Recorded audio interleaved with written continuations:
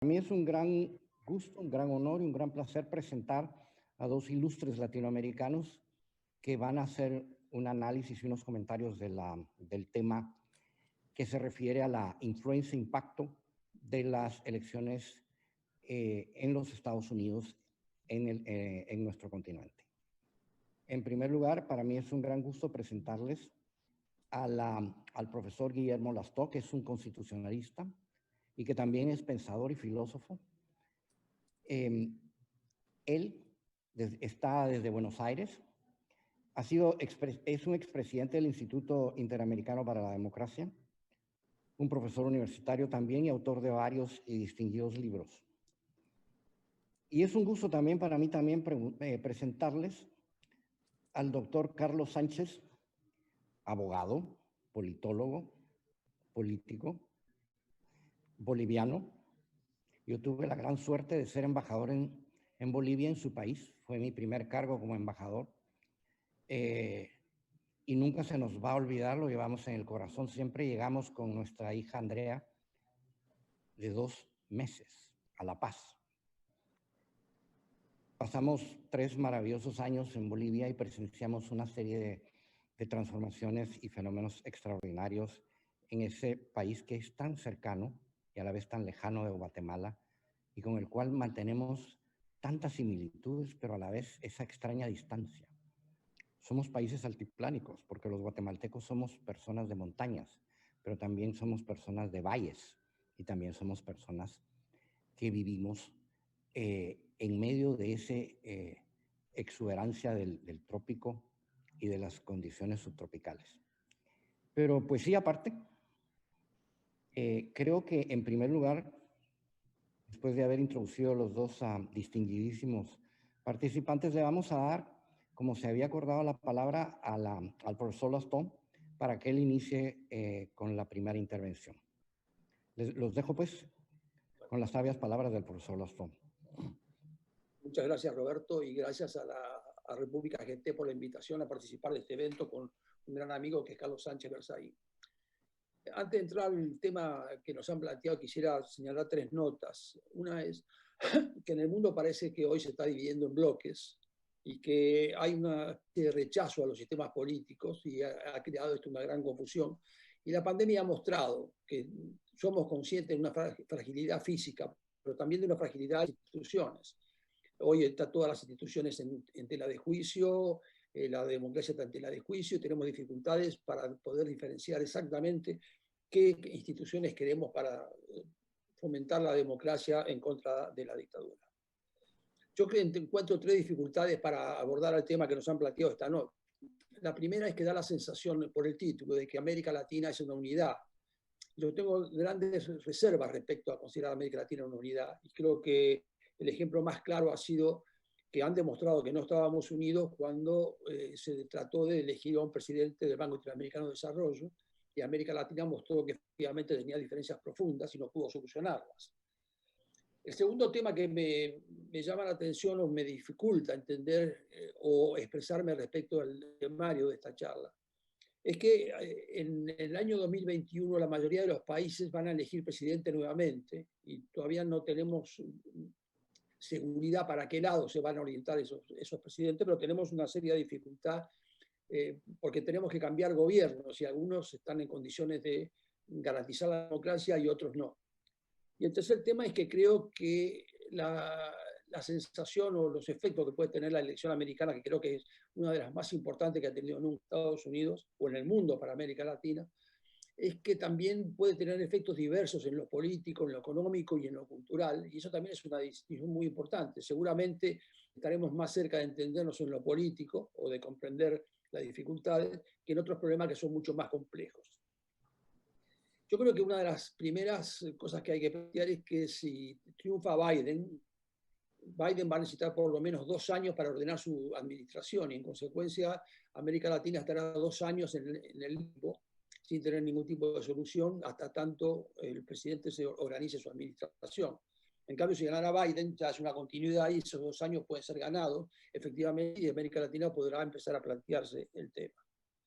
Yo creo que desde el punto de vista político está claro que América Latina está pendiente de esta elección porque tiene todavía la presencia de dictaduras en el continente, la de Cuba, la de Venezuela, la de Nicaragua y la de Bolivia.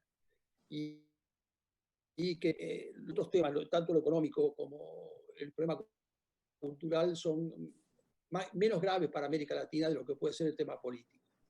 También habría que plantear el tema que en relaciones exteriores China es una presencia muy importante y la actitud que tiene América Latina con respecto a China y Estados Unidos también es una cosa que puede dividir o que puede separarnos de lo que dicen América Latina de los Estados Unidos. Y creo que el tema que no se puede dejar de lado es el tema del globalismo. El multiculturalismo que plantea el globalismo, la sensación y las nuevas categorías de análisis que están elaborando los académicos muestran que la globalización es un tema muy importante. Uno de los últimos temas que están planteando es que ya en América Latina la división no es, mejor dicho, en el mundo, ya no es la izquierda o la derecha, sino los perdedores y los ganadores con la globalización, que da una categoría diferente y un análisis diferente. Yo creo que las relaciones exteriores de Estados Unidos tienen algún par de problemas que tienen que ver con el tiempo también, no con la urgencia que puede dar lo político o lo económico, pero sí, evidentemente, Estados Unidos va a tener que plantearse de alguna manera el tema del cambio climático, el tema del cambio de la energía renovable y sobre todo la transformación digital. Esos son tres temas que Estados Unidos tiene y que a América Latina le pueden afectar muchísimo y que eso tiene que ver con la relación o efectos puede tener la política exterior americana con respecto a los Estados Unidos. Yo creo que el tema más fácil de entender o de plantear, o el tema más urgente, es el tema político. El tema de lo que significa tener en América Latina los resabios, lo que queda todavía del socialismo del siglo XXI, vinculado planteado directamente en Cuba, Venezuela, Nicaragua y Bolivia. Y los otros temas son más conversables, más discutibles y tienen menos importancia para el resto de América Latina. Yo creo que lo que tiene o lo que ha diferenciado a los dos candidatos, y acá vuelvo a lo que decía antes, en este momento en el mundo se vota contra alguien más que a favor de alguien, y efectivamente creo que ninguno de los dos candidatos es un candidato que hubiera podido plantearse de otra manera. Seguramente los Estados Unidos van a votar más contra alguien que a favor de alguien, y ese es un tema que dificulta muchísimo o que empeora el análisis que podemos hacer para hacerlo. Los dos candidatos tienen, como ustedes saben, mucha a favor y tienen muchas oposiciones en contra por algunas características especiales. La gente no olvida de Biden en su carrera algunas cosas que se le han señalado y sobre todo creo que también está presente la actitud de Biden cuando se hizo el planteo de Anita Hill contra el candidato a la Corte Suprema, Clarence Thomas. Y creo que también otro tema que divide a los dos candidatos es el concepto sobre las migraciones. Trump se ha manejado abiertamente contra el tema de las migraciones, ha conseguido que México, Guatemala y El Salvador liberen o limiten su migración a los Estados Unidos, y son cosas que efectivamente que separan a los dos candidatos. Seguramente Biden le prestará más más atención a las causas que generan esas migraciones, como el tema de la pobreza o la violencia. Y creo que esta elección no es igual que ni la del 2008 ni la del 2012, y la posibilidad de que Biden vuelva a las políticas de Obama es algo que ha sido descartado por Michael Shifter, el presidente del Diálogo Interamericano, que dice que las condiciones son totalmente diversas y que es muy poco probable que Biden pueda volver a ese tipo de políticas. Así que creo que este es más o menos el panorama que puedo plantear y escucho con mucho gusto a Carlos Sánchez Versailles. Y bueno, muchísimas gracias al distinguido profesor por su intervención, y ahora le damos la palabra al también profesor don Carlos Sánchez. Por favor. Gracias, muy amables. Con relación a las elecciones de Estados Unidos, dos apuntes como marco de referencia. Primero, las elecciones son en un país, en una democracia, un proceso esencialmente interno. Quienes van a definir quién será su presidente son los ciudadanos de Estados Unidos, en función de intereses que son esencialmente locales, que tienen que ver con su vida, que tienen que ver con sus aspiraciones, que tienen que ver con sus proyectos, con su situación económica, con sus frustraciones y con sus aspiraciones y visión de futuro.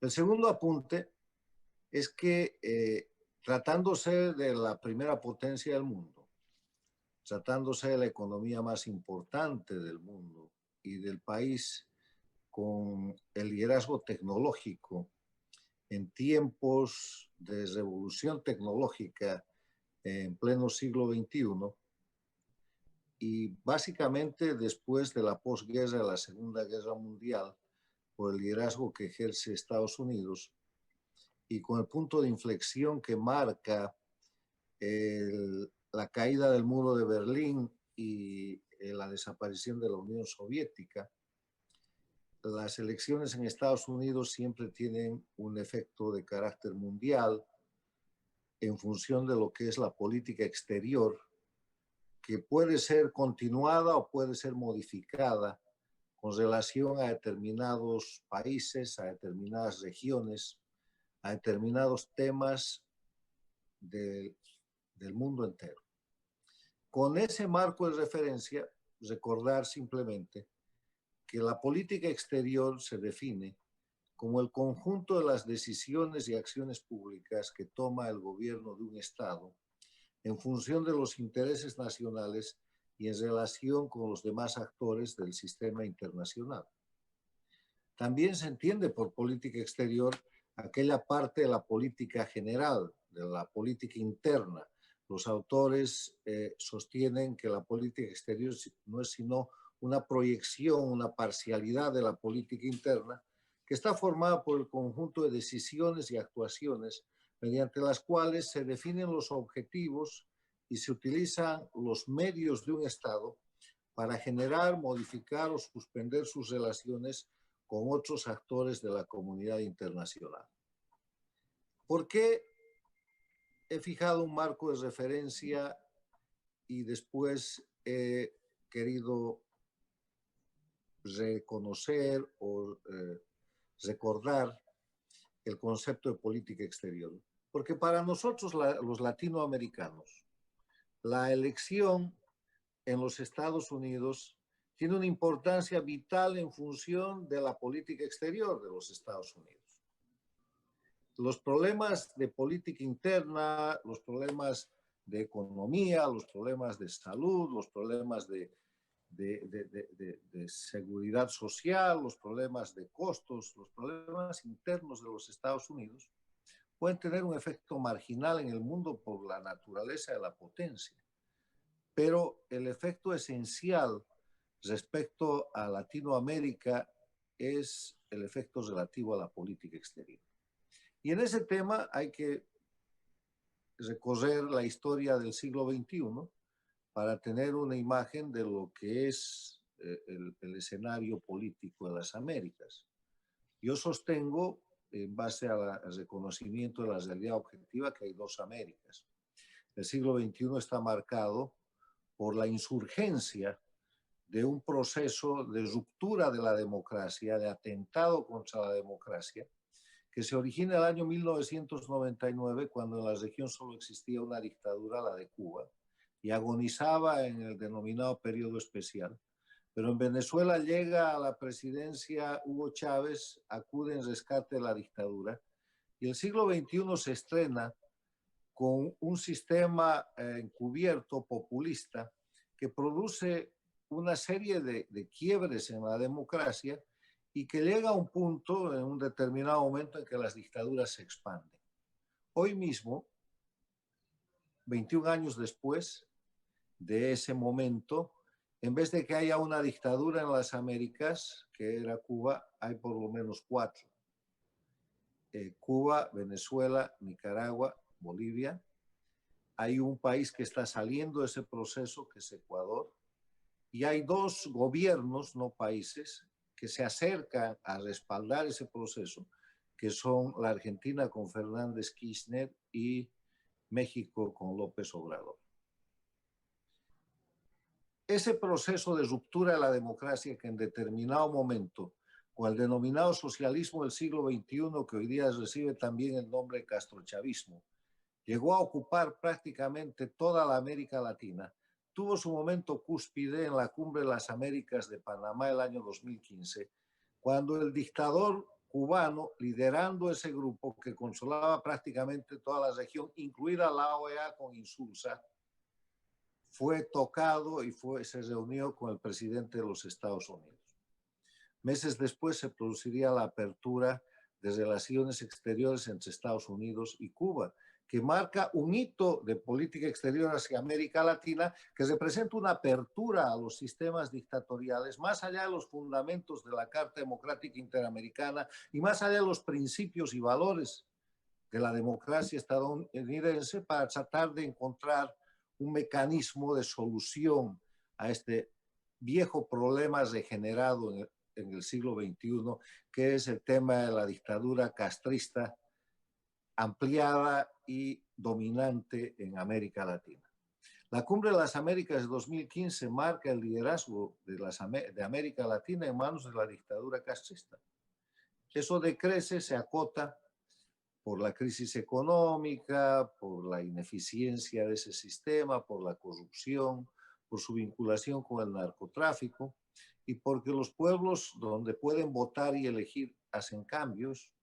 Cambia el Brasil, cambia Chile, cambia la Argentina, aunque después vuelve a recambiar, se defiende Colombia, cambia el Paraguay y cambia Estados Unidos. Y cuando cambia Estados Unidos, con la llegada de los republicanos al gobierno, hace 4 años, se produce un cambio en la política exterior. Y la política exterior, en vez de una política de apertura y de apaciguamiento y de tolerancia con las dictaduras de la región, marca todo lo contrario. Y aunque de manera muy rápida el gobierno republicano define el cambio de la política exterior, la implementación de ese cambio tarda. Pero al año 2020 demuestra hechos muy concretos. Una operación antinarcóticos de carácter universal, porque participa la Gran Bretaña, participa España, participa Canadá, participa México, Brasil, el propio Estados Unidos en la zona del Caribe, para contrarrestar la institución de narcoestados en Venezuela, Cuba y para bloquear el tema del narcotráfico. La aplicación de la Convención de Palermo contra la delincuencia organizada transnacional en tribunales de Nueva York y de la Florida, que ponen en captura a Nicolás Maduro, a Diosdado Cabello, a El Aizami y a otra gente con premios o recompensas de 15 a 10 millones de dólares por esa captura. Decisiones de carácter regional que van desde los informes de la OEA hasta el reciente informe de las Naciones Unidas de que Venezuela es una dictadura prácticamente ocupada por Cuba y que es una amenaza para la región. Amenaza que se acaba de demostrar con lo que está pasando en Bolivia, donde la dictadura del socialismo del siglo XXI, del castrochavismo de la región, está retomando el control total de ese país. Entonces, con esta somera descripción, porque además el tema es la elección en Estados Unidos, yo lo que quiero representar y dejar claramente establecido es que lo que interesa del resultado de la elección en Estados Unidos es la política exterior. Y en la política exterior, el candidato demócrata ha expresado, aunque quieran corregir esa posición desde el diálogo interamericano, ha expresado que el cambio va a ser al retorno de la política exterior del presidente Obama. Y en ese sentido están realizando su campaña. Y el Partido Republicano ha planteado que va a continuar con la política actual, que ha dado resultados importantes, pero relativos, porque no ha salido ni el dictador Maduro ni ha caído la dictadura cubana.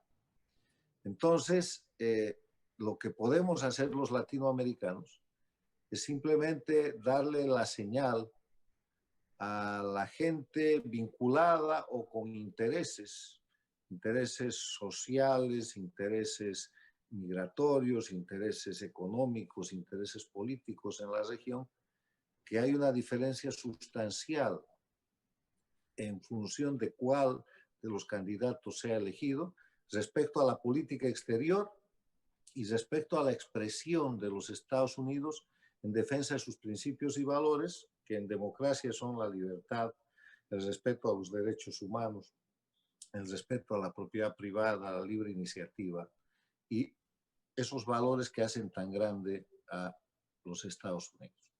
La política exterior es lo que nos interesa y ahí sí que hay una diferencia en este momento entre demócratas y republicanos. Lo mejor hubiera sido para América Latina que haya una dinámica de continuidad que respalde la defensa de los mismos principios y valores que se defienden y que se sostienen en los Estados Unidos y que se niegue cualquier posibilidad de coexistir con las dictaduras violadoras de derechos humanos que han construido narcoestados y que sostienen el terrorismo en contra de los propios intereses de Estados Unidos y que están lideradas por Cuba, que tienen su base principal en la Venezuela ocupada y que se expanden en Nicaragua y Bolivia con el respaldo de los gobiernos de Argentina y de México.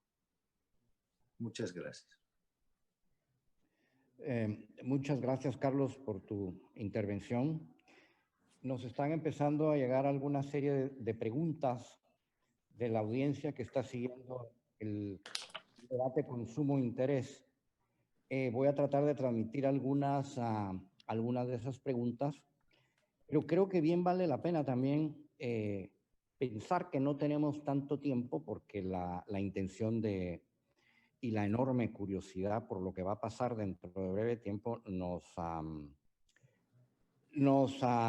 inquieta a todos y nos llama a ver lo que va a suceder ahí.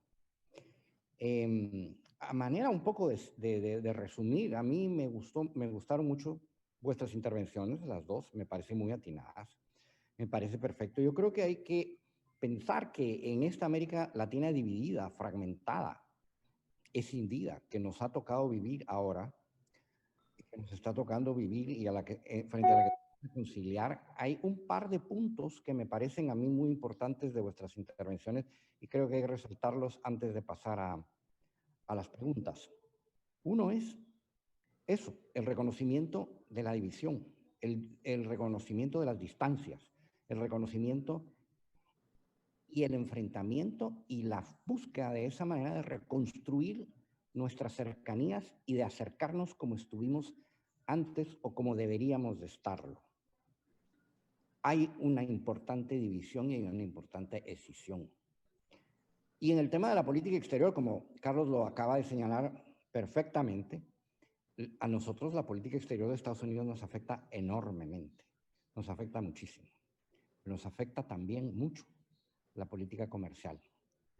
Nosotros, los países latinoamericanos, hemos estado demandando desde hace mucho tiempo relaciones de intercambios comerciales justas, bajo respetos y bajo intercambios que sean construidos sobre reglas y que sean construidos sobre procedimientos que se mantengan. Ese tema es un tema fundamental y decisivo para nosotros y para nuestras economías. Nuestras economías van a crecer y van a poder contribuir a ese enorme desafío que tenemos, que es la disminución de la pobreza, acabar la pobreza, que no se acaba redistribuyendo la riqueza, se acaba generando más riqueza, que no se acaba quitándole a unos para darle a los otros. Eso no ha funcionado y no va a funcionar nunca. Pero sí funciona cuando se crean condiciones bajo las y se puede establecer comercio con reglas claras y respetadas. Y eso es lo que nosotros siempre hemos buscado bajo la idea del Estado constitucional de derecho y que es lo que querríamos ver a lo largo y a lo ancho de América Latina. Pero mi rol no es el de abordar estos temas, sino que más bien quiero empezar a transmitiros las preguntas como van llegando. En primer lugar, Diego hace una pregunta directa. Dice, hace unos días el presidente Trump mencionó que de ser reelecto, él se encargaría de Venezuela y Cuba. ¿Qué piensan de esto? Les traslado la pregunta. ¿Qué puedes decir eso? Lo dijo Trump, ya. No tiene comentario. Ok. Creo que lo que Roberto ha planteado me parece que es un buen aporte, en el sentido de que las relaciones exteriores de Estados Unidos con América Latina son complejas, tienen muchas dificultades, y no es solamente el aspecto político, que comparto lo que planteaba Carlos respecto a lo que pasa en América Latina. Pero creo que también hay que plantear el tema económico. Creo que el tema de China en América Latina es un tema muy importante, y que tampoco hay que descartar en la política exterior de los Estados Unidos el tema del cambio climático y otras cosas que son importantes también. Creo que para hablar de América Latina y el efecto que tiene una elección en América Latina, hay que plantear todos los temas, y en el cual evidentemente el político es el más importante. Sí, pero yo quisiera agregar algo sobre el particular. A mí me parecen muy importantes esos temas, pero la América Latina está dividida, y no está dividida ni por cuestiones ideológicas, ni siquiera por cuestiones económicas. La división en la América Latina no es ni siquiera una división de riqueza o de pobreza o de desigualdad, que es el parámetro que más de moda está. América Latina está dividida entre países con democracia y países con dictadura, que hacen una diferencia sustancial a cómo vive la gente. En los países con dictadura, la gente vive en miseria, no se respetan sus derechos humanos, no hay Estado de Derecho, no hay división e independencia de poderes.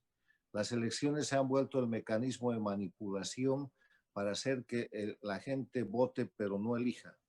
Hay presos políticos, hay torturados, hay una utilización del sistema de justicia para perseguir al oponente político en vez de proteger al ciudadano. Hay exiliados, hay crímenes. Esa es la realidad de las dictaduras del socialismo del siglo XXI, del castrochavismo. Miren Cuba, miren Venezuela con el reciente informe de las Naciones Unidas, miren Nicaragua con más de 100,000 exiliados después de las masacres que produce Ortega y Murillo hace más de 1 año y medio. Miren Bolivia. Entonces, la división en la América Latina en este momento no es siquiera económica. La división tiene que ver con los principios de qué manera van a vivir los pueblos. Y ese sistema dictatorial castrochavista que se está acotando y que está en agonía, ejerce un proceso de presión y de conspiración y de expansión a través de sus mecanismos, como el Foro de Sao Paulo, el Grupo de Puebla, y a través de sus nuevos aliados, que son los gobiernos de Fernández Kirchner de la Argentina y de López Obrador de México.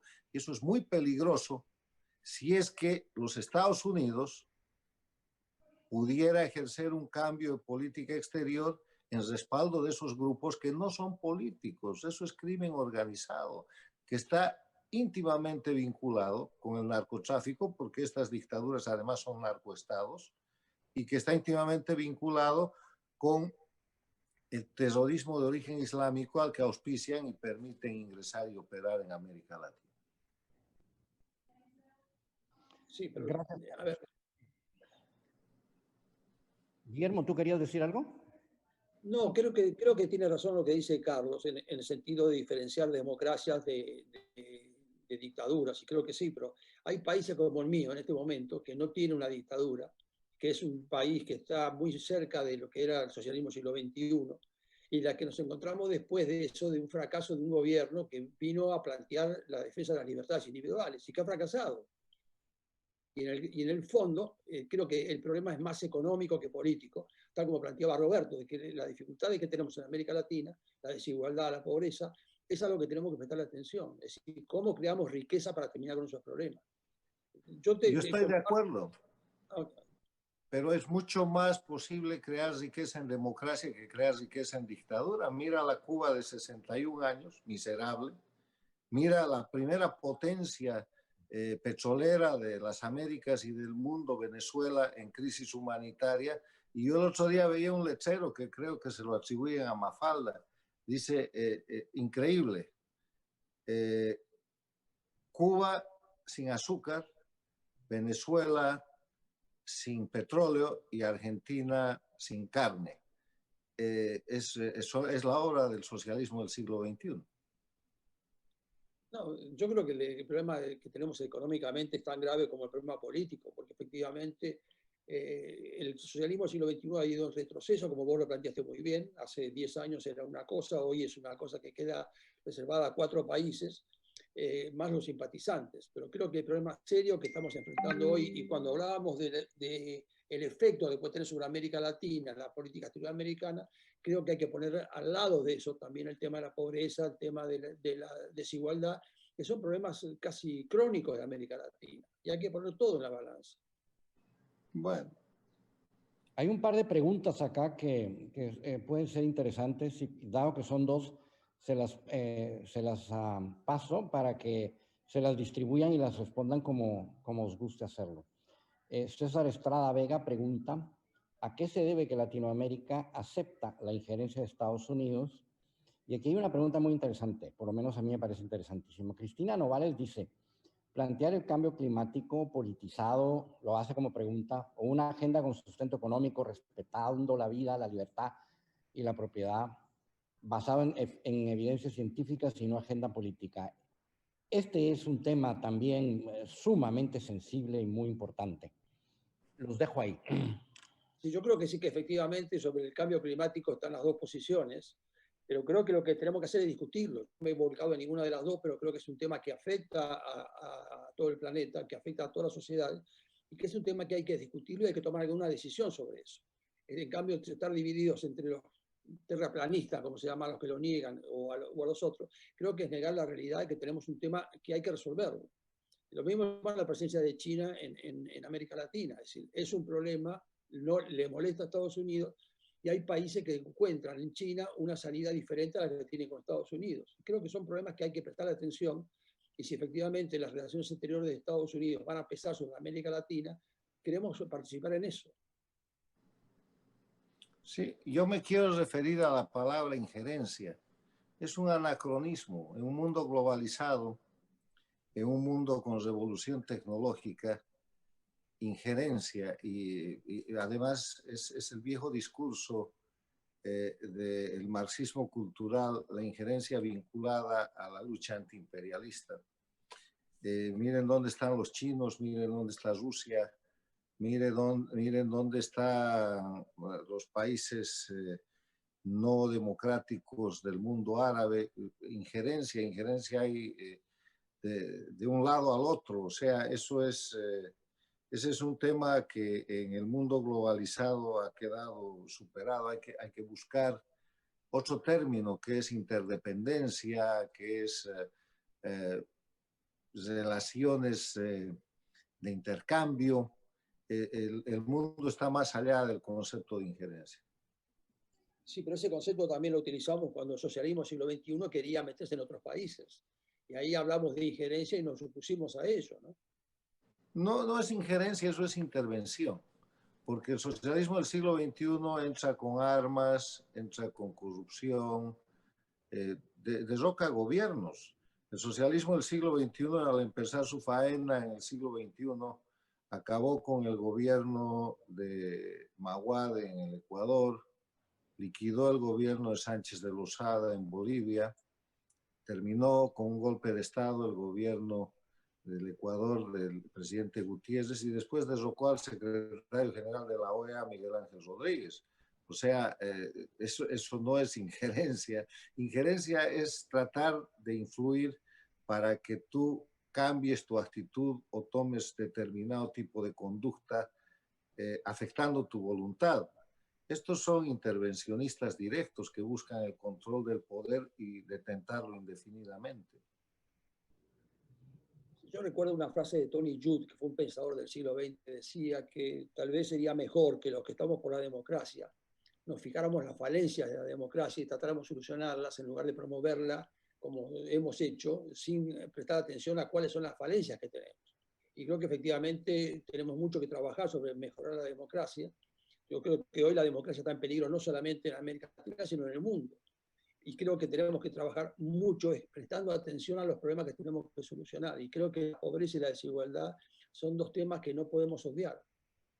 A mí me parece bien eso, Guillermo, pero en el tema este de la democracia, una de las cosas que hay que hacer es que no podemos presentar a la democracia inerme, o sea, una democracia atacada en Colombia, atacada en Chile, arrinconada en la Argentina, bajo conspiración permanente en el Brasil, derrotada en Bolivia, en crisis en el Perú, inexistente en Cuba, Venezuela, Nicaragua, con grandes presiones en otros países de Centroamérica, es una democracia que tiene que identificar de dónde viene la amenaza. Y lo que es cierto en este momento es que desde que se da en las Américas el proceso Castro-Chávez, Chávez-Castro, ese es un proceso permanente de conspiración para romper las reglas de la democracia, establecer gobiernos de delincuencia organizada para detentar indefinidamente el poder, y las pruebas están ahí. Miren Venezuela, miren Nicaragua, miren Bolivia. Déjame que te dé un ejemplo, Carlos. Hace 4 años la Argentina, creo que por vez primera por elecciones, sacó un gobierno populista y estableció un gobierno que tenía todas las condiciones de democracia institucional. Ese gobierno fracasó. Ese gobierno fracasó y volvió el kirchnerismo, que es, como vos decís, un gobierno que trata de influir, que es uno de los seguidores del socialismo del siglo XXI, fue uno de los que lo hizo. Y el fracaso fue nuestro. Yo creo que si no prestamos atención a las cosas que tenemos que solucionar, vamos a estar siempre dando la vuelta alrededor de esto. Y creo que lo que planteó Roberto, la parte económica y la eficacia que puede tener en América Latina es decisiva. Yo estoy de acuerdo, pero hay que definir, hay que distinguir sistema de gobierno. O sea, el sistema que estamos defendiendo es la democracia, y un mal gobierno como el de Macri es otra cosa.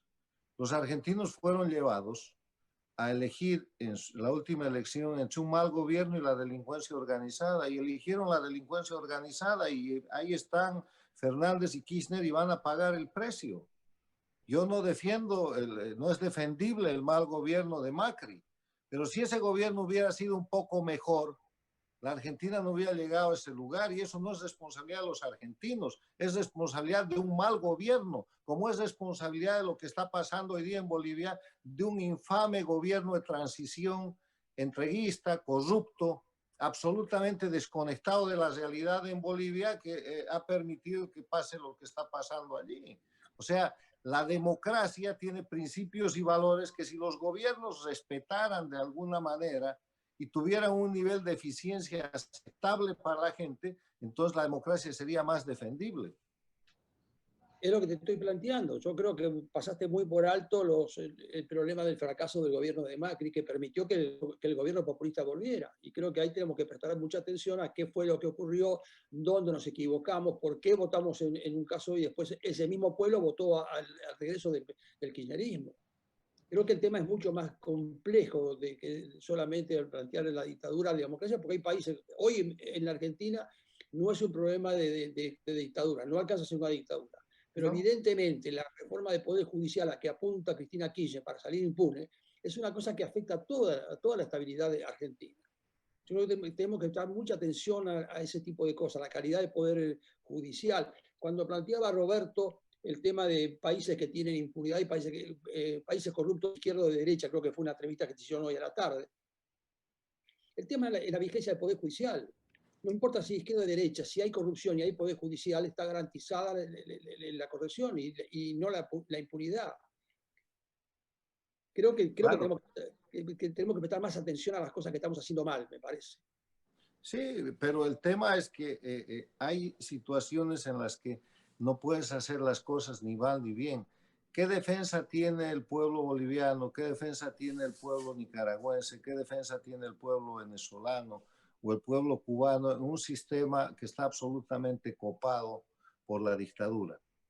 En un sistema de represión, en un sistema donde los jueces y los fiscales responden a la dictadura, y donde no hay opción a mirar las cosas como las estás mirando en la Argentina. Lo que salvó a la Argentina en los 12 años de los Kirchner fue un resabio de independencia del Poder Judicial, que ahora está siendo directamente atacado para consolidar y para consagrar la impunidad de Cristina Kirchner con la maniobra esta de la reforma supuesta del Poder Judicial argentino. Pero en la Argentina se discute sobre la independencia del Poder Judicial porque todavía hay independencia, cosa que no puedes discutir en Cuba, en Bolivia, en Venezuela o en Nicaragua porque ya no hay. A ver, Carlos, si lo que estás haciendo las distinciones entre todo el resto de América y estos 4 países, comparto totalmente contigo el Eso es diagnóstico. todo, eso es todo. No, pero hay países como Chile, países como Uruguay, países como Brasil que han salido del populismo y que creo que tenemos que plantearlo como un problema de América Latina que hay que resolver. Está bien, pero distingamos, Guillermo, el populismo de la dictadura. El populismo es una forma de gobierno que no llega a copar todos los poderes del Estado, que no hace desaparecer todos los elementos esenciales de la democracia y que le permite al órgano republicano, al órgano nacional, recuperar la condición de democracia o restaurar la parte de democracia que has perdido. Claro. En la dictadura no tienes ese oxígeno. El Brasil de Lula. Don Guillermo. Perdón. El Brasil de Lula. Estos debates, ¿verdad?